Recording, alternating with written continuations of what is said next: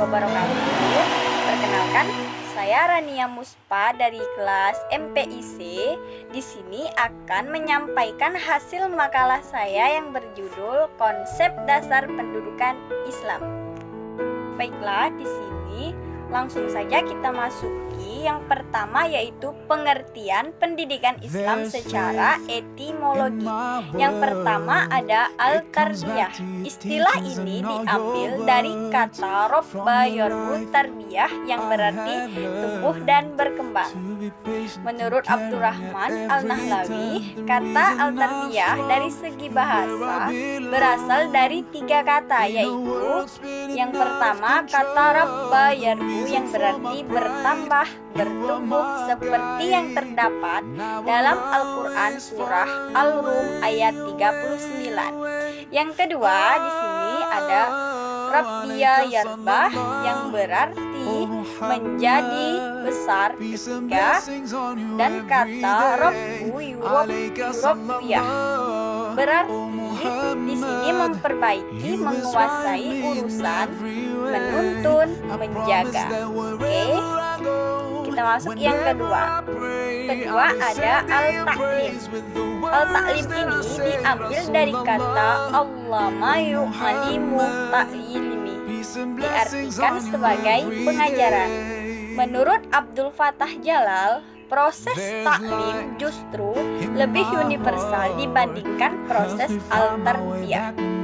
Jalal menjelaskan bahwa al-taklim tidak berhenti pada pengetahuan yang lahiriah, juga tidak hanya sampai pada pengetahuan taklim. Taklim mencakup pengetahuan teoritis, serta taklim ini mencakup pula aspek-aspek. Baiklah, yang ketiga yaitu al-ma'dib. Lazimnya diterjemahkan dengan pendidikan sopan santun, akhlak, adab, dan budi pekerti. Ta'dib merupakan masdar kata kerja abdaba yang berarti pendidikan. Dari kata adaba ini diturunkan juga kata adabun. Menurut Al-Atlas, adabun berarti pengenalan dan pengakuan tentang hakikat bahwa pengetahuan dan wujud bersifat teratur. Selanjutnya di sini asas pendidikan Islam. Yang dimaksud dengan asas pendidikan Islam adalah prinsip pendidikan Islam, yaitu kebenaran yang dijadikan pokok dasar dalam merumuskan dan melaksanakan pendidikan Islam. Prinsip-prinsip ajaran ini digunakan dalam merumuskan dan melaksanakan ajaran Islam. Prinsip-prinsip ini sifatnya permanen karena merupakan ajaran dan karenanya tidak boleh dihilangkan atau diubah. Karena ketika prinsip tersebut dihilangkan atau diubah, maka menghilangkan sifat dan karakter pendidikan Islam tersebut. Selanjutnya, esensi tujuan pendidikan Islam ialah tujuan yang akan dicapai semua kegiatan pendidikan, baik dengan pengajaran atau dengan cara yang lainnya. Tujuan umum lebih bersifat empirik dan realistik.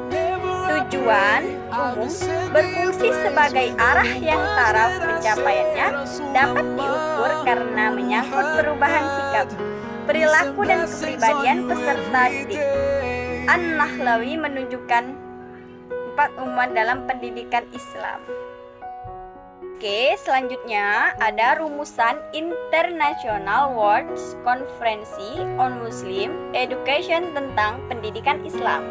Konferensi internasional pendidikan Islam pertama yang diselenggarakan oleh Universitas King Abdul Aziz pada tahun 1977 belum berhasil membuat rumusan yang jelas tentang definisi pendidikan menurut Islam. Dalam bagian rekomendasi konferensi tersebut, para peserta hanya membuat kesimpulan bahwa pengertian pendidikan menurut Islam ialah keseluruhan pengertian yang terkandung di dalam istilah taklim, tarbiyah, dan ta'dib. Jadi dari semua makalah yang saya jelaskan tadi, sedikit kesimpulan, yaitu pendidikan adalah proses pengubah sikap dan tata laku seseorang atau kelompok orang dalam usaha mendewasakan manusia melalui upaya pengajaran dan pelatihan.